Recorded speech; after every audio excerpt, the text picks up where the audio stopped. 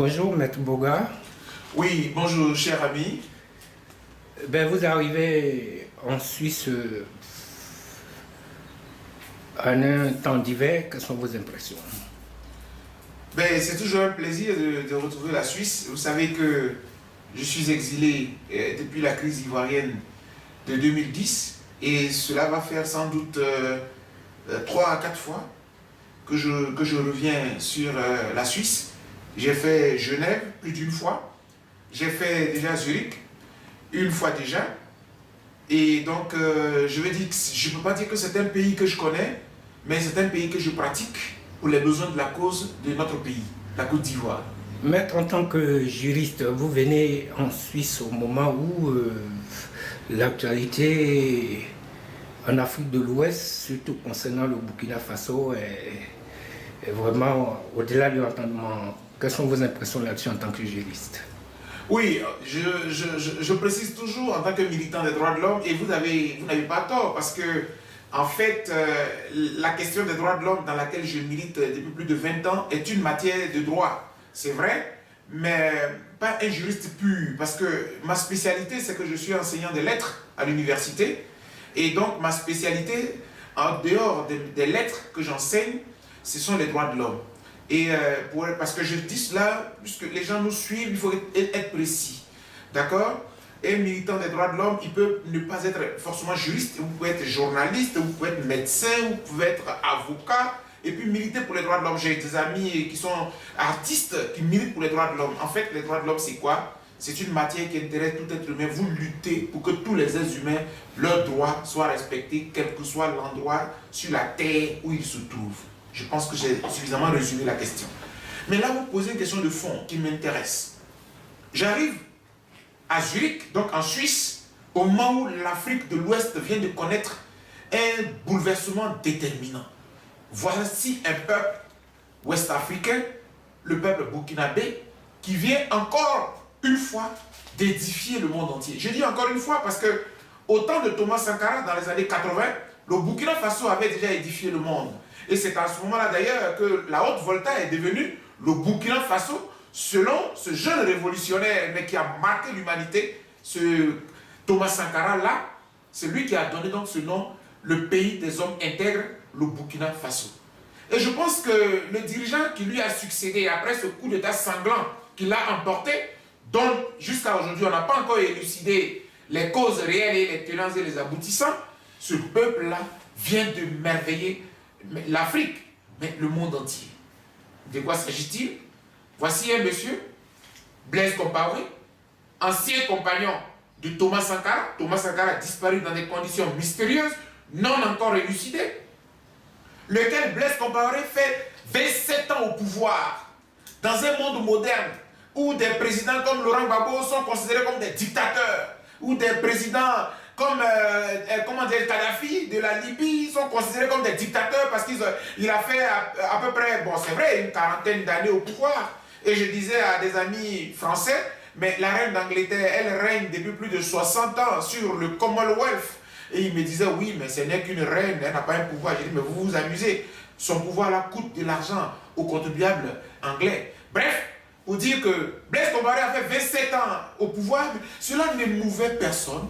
Aucun occidental, aucun dirigeant occidental ne s'émouvait. Mais simplement parce que ce monsieur-là était utilisé. Était utilisé pour bâillonner toute la sous-région ouest-africaine. C'était un monsieur qui était au cœur de tous les conflits. On le prenait pour le médiateur incontournable. Bref, le peuple souverain a exprimé sa volonté, mais de façon magistrale. Et je pense que cela va servir de leçon. Qui l'eût cru?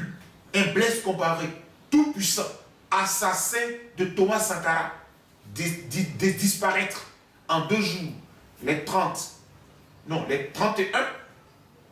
et les 31 octobre 2014. Il a fait une déclaration pour dire qu'il démissionnait. Voilà une leçon pour dire que le peuple, quand il veut, il peut.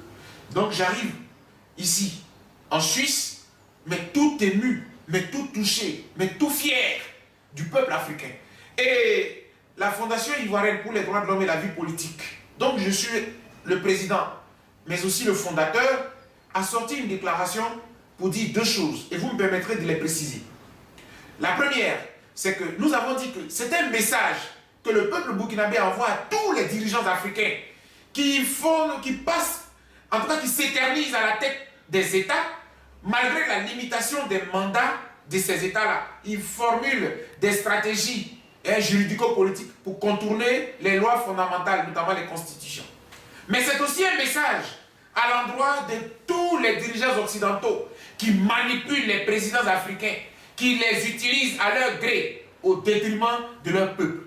Voilà les messages forts que le peuple burkinabé nous a adressés, et je pense que parfois il faut être fier d'être africain. Mais s'il vous plaît, n'avez-vous pas l'impression que Blaise Compaoré, le président Blaise Compaoré, comment j'ai unifié un peu le peuple burkinabé, il incarnait l'unité nationale au niveau du Burkina?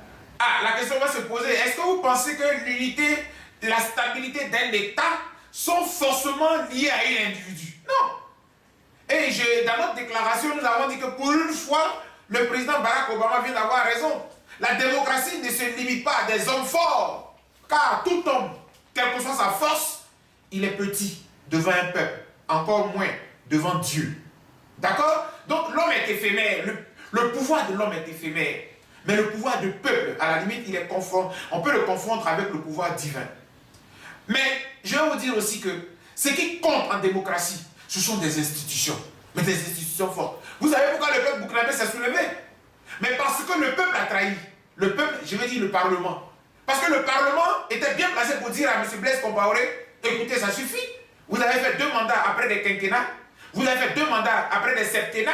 Ça fait 27 ans. Est-ce que vous pensez qu'il n'y a qu'un Blaise Compaoré de plus intelligent au Burkina Faso? Il n'y a plus de fils dignes du Burkina Faso qui puissent diriger ce pays-là. C'est la même chose à l'époque, nous étions beaucoup plus jeunes, lorsque le président Houphouët faisait plus de 30 ans au pouvoir. On n'avait pas 30 ans, il était déjà le seul que nous avons connu. Et je vois aujourd'hui des jeunes burkinabés qui font des interventions pour dire « J'avais 7 ans, je n'ai connu qu'un président ». Mais attendez, est-ce que vous pensez que c'est humain? La démocratie est très intéressante parce qu'elle nous dit, quel que soit votre niveau intellectuel, quelle que soit votre origine, vous avez les mêmes droits que tous les autres. C'est pour ça qu'on limite les mandats. Quelle que soit votre intelligence là, faites 2 mandats et puis allez-y. Et qu'un autre fils vienne faire aussi ses preuves. Justement, voilà. Maître, vous avez fait allusion à Houphouët-Boigny, c'est pourquoi nous allons retourner en Côte d'Ivoire dont nous sommes...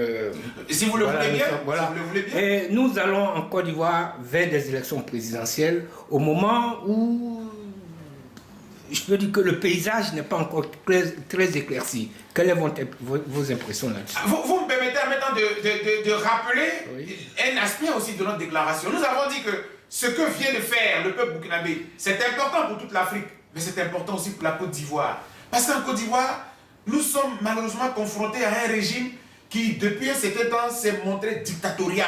C'est-à-dire qu'un monsieur qui est venu d'une façon pas calamiteuse. M. Laurent Gbagbo disait à l'époque que son pouvoir était calamiteux. Mais ici, le pouvoir de M. Alassane Ouattara, de vous à moi, il faut qu'on soit honnête pour dire qu'il est tragique. Parce qu'il est arrivé, M. Ouattara a dit qu'il y a eu environ 3000 morts. Mais moi, en tant que militant des droits de l'homme, je peux vous assurer que nous dépassons les 5000 morts. Donc quand vous arrivez dans un pays, à la tête d'un pays, dans ces conditions-là, le minimum que vous puissiez faire pour que votre nom au moins reste dans l'esprit de ces peuples-là, c'est de faire en sorte que la réconciliation advienne. Nous avons attendu la réconciliation de tous nos voeux. Elle n'est pas venue. Bien au contraire, qu'est-ce que M. Alassane Ouattara fait? Il ne fait que poursuivre un camp. Pour lui, les seuls coupables de la crise ivoirienne, c'est M. Laurent Gbagbo, son épouse, M. Blé Goudé et puis les pro-Gbagbo. Mais maître, vous avez l'impression que c'est une volonté du président Alassane Ouattara. Ce n'est pas d'une juridiction internationale, la poursuite de non, de ce point de vue, je suis bien placé pour vous dire qu'on n'envoie pas le fils d'un citoyen d'un pays à la Cour pénale internationale si son pays, si son État ne le livre pas. C'est très clair. Parce que la Cour pénale internationale, ce n'est qu'une juridiction complémentaire. Elle n'intervient que lorsque la juridiction nationale n'a pas les compétences ou n'a pas les moyens ou dit qu'elle n'est pas capable de juger son contribuable. Donc c'est l'État qui a livré Laurent Gbagbo. Laurent Gbagbo a été livré par M. Alassane Ouattara, il faut qu'on soit clair. D'ailleurs, c'est lui qui a écrit à la Cour pénale internationale. Voilà. Alors que je vous rappelle, puisque je connais bien la crise de mon pays, M. M. Laurent Gbagbo avait écrit à l'époque, après l'intervention, enfin après la tentative de coup d'État manqué de 2002, il avait écrit à la Cour pénale internationale, aidez-nous à clarifier cette situation où les rebelles sont arrivés dans notre pays. La Cour pénale internationale n'a pas bougé. Et aujourd'hui, M. Alassane Ouattara est venu, il a écrit et la Cour pénale a agi. Donc c'est pour vous dire que la CPI, les institutions internationales, tout cela, c'est vrai qu'elles existent, mais un État souverain, il prend ses responsabilités. Et moi, je m'en vais vous dire que notre pays, de vous à moi, entre Ivoiriens, nous pouvons nous réconcilier. Dans aucun pays, une crise nationale n'a quand même freiné. Justement, maître, à ce niveau de réconciliation, vous en tant que cadre supérieur, oui, si l'État de Côte d'Ivoire vous appelait aujourd'hui, oui, pour vous asseoir et faire des propositions, oui, quel serait votre point de vue? Moi, notre proposition que nous ferions aujourd'hui, en toute sagesse et en toute humilité, je dirais à M. Alassane Ouattara, le projet d'élection présidentielle de 2015, s'il vous plaît, freinez-le. Parce que vous allez faire des élections sur des braises qui existent encore dans le pays. En 2010, notre pays a connu un des chaos les plus meurtriers de l'Afrique et même du monde entier à cause d'une élection présidentielle.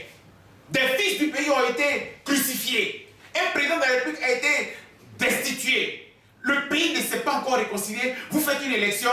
Je pense que si vous n'êtes pas cynique, peut-être que vous êtes sadique. Et moi, j'ai très peur. J'ai très peur pour mon pays parce que j'estime, chers frères, qu'un pouvoir, fut-il présidentiel, ne peut pas justifier la mort d'un citoyen. Car la vie des citoyens... En d'autres termes, vous êtes pessimiste à la réalisation parfaite. Mais gravement pessimiste. Je préfère dire à M. Alassane Ouattara, réconcilions-nous d'abord. Les élections après. Et je me vais vous dire... Mais vous avez un message particulier pour M. Bani qui a goupillé un peu ce projet de réconciliation. Mais M. Bani, c'est un échec. M. Cheikh Ouna Bani a échoué. L'a-t-il dit officiellement? Il ne l'a pas encore dit, mais on voit très bien que d'ailleurs même lui-même il a des velléités de présidence, de candidature à la présidence de la République. C'est pour cela que je disais à l'époque, lorsqu'on l'avait nommé comme président de la commission de réconciliation, mais que M. Ouattara s'est fourvoyé. Comment vous voulez réconcilier des protagonistes et vous choisissez un acteur d'un camp? À la limite, prenez un religieux, à la limite, prenez un chef traditionnel qui officiellement n'est pas membre ni du RHDP, ni de la LMP de M. Laurent Gbagbo, mais vous prenez un Charles Konan Bani qui est reconnu comme membre du RHDP. Comment vous voulez réconcilier? Et puis, il est nommé président de la commission de réconciliation, et pendant que lui, il fait semblant de réconcilier, le pouvoir en place continue de traquer. Un seul camp. Maître, vous êtes un cadre supérieur de la nation ivoirienne. Quelles sont vos propositions pour l'État de Côte d'Ivoire? Alors, mes propositions pour l'État de Côte d'Ivoire, en toute sincérité, c'est que les élections, de mon point de vue, les élections doivent être la fin du processus. On ne va à des élections que lorsque les conditions sont réunies. Les conditions juridiques pour qu'une élection soit démocratique. Par exemple, une commission électorale qui est irréprochable, qui est indépendante, qui n'est pas partisane. Comme aujourd'hui, celle de M. Youssouf Bakayoko l'est. Est-ce que M. Youssouf Bakayoko, vous pensez que c'est quelqu'un qu'il faut? Même dans le PDCI, moi je ne suis même pas contre le fait que le dirigeant de la CEI soit membre du PDCI, mais choisissez quelqu'un d'autre. Parce que celui-là, il a échoué. En 2010, si la crise est arrivée au niveau où elle est arrivée là, c'est quelque part parce que M. Youssouf Bakayoko n'a pas fait son travail comme il se devait. Mais bref, je passe. Au-delà de la commission électorale indépendante, j'ai aussi un problème avec la question des armées. Les deux armées superposées, notamment les FDS, les forces de défense et de sécurité, et les ex-forces nouvelles. Aujourd'hui, on a l'impression que les premières forces sont humiliées, sont bafouées, quand les ex-rebelles, donc les ex-forces nouvelles, qui ont pris le dessus avec l'arrivée de M. Ouattara, sont aujourd'hui maîtres. Mais maître, comment est-ce que, enfin, comment vous argumentez de la sorte dans la mesure où rien ne le justifie? Ouh là là, en apparence, mais quand vous connaissez votre pays, quand vous voyez au quotidien comment aujourd'hui par exemple quand on nomme les préfets de région, ce sont les anciens comme zone, les commandants de zone. C'est-à-dire que c'est comme si on les récompensait pour avoir adoubé M. Ouattara. Oh, c'est un accident de parcours. Il faut maintenant que la République redevienne une République normale, dans laquelle le processus de DDR qu'on avait initié, c'est-à-dire démobilisation, désarmement et réintégration, on le réunifie pour que notre armée soit unique. Et qu'il n'y ait pas des dozos supérieurs à des FDS, des ex-rebelles. Mais maître, les dozos ont été écartés déjà de la circulation. Oui, ça c'est vous qui me le dites. Mais dans la réalité, c'est que là, aujourd'hui, vous connaissez le phénomène des microbes? Le phénomène des microbes à Bobo et à Nyama, ce sont des anciens membres de ces forces parallèles-là, les anciens prisonniers qui ont été sortis des prisons en 2010 pour venir soutenir un camp. Aujourd'hui, ces jeunes-là n'ont pas été récompensés. Qu'est-ce qu'ils deviennent? Ils deviennent soit des microbes, d'abord le terme. Regardez comment il est humiliant. Juste été président de la République que j'aurais interdit un tel terme de la part des citoyens de mon pays concernant des citoyens, des jeunes humains, on peut les appeler des microbes. Mais le pouvoir s'amuse à les appeler des microbes. C'est pour cela que par inadvertance, j'utilise ce terme-là. Mais en tant que militant des droits de l'homme, je considère qu'il est choquant et humiliant. Et à côté de cela, il y a aussi les coupeurs de route. Vous prenez les coupeurs de route, c'est un phénomène qui est parti aujourd'hui parce que les jeunes, ils ont été armés. Donc, quand il manque un peu d'argent, un samedi soir, ils vont faire un cambriolage dans une maison. Et puis les braquages sont quotidiens. Bref, chers amis, la sécurité, c'est ce qui prévaut. Regardez, vous vivez en Suisse. La Suisse, même si la police suisse est si puissante, la sécurité est de mise. Alors, c'est Wandi Communication, Banao Nambo avec le docteur Boga Servet, c'est ça, c'est bien ça? Oui, docteur Boga Sako Gervais. Depuis Zurich pour Wandi Communication, merci.